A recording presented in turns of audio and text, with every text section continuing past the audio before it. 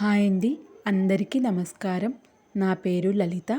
Welcome back to my YouTube channel. నేను ఈరోజు ఈ వీడియోలో తెలుగు నీతి కథలకు సంబంధించిన ఒక కథను చెప్పబోతున్నాను. కథ పేరు అమ్మ మాట.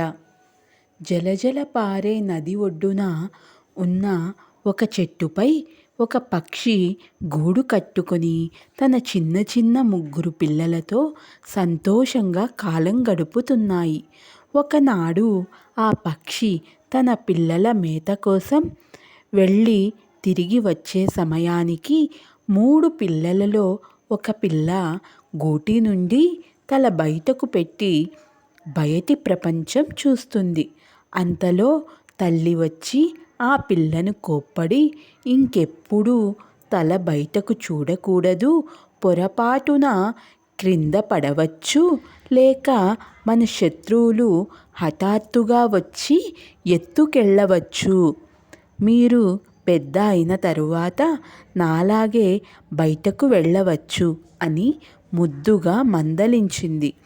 మరుసటి నాటి ఉదయం ఆ పక్షి మేతకు వెళ్ళింది. అమ్మ మాట లెక్క చేయకుండా ఆ పక్షి పిల్ల మరలా గూటి అంచు వరకు వచ్చి బయటి వింతలను ఆదమరచి చూస్తుంది.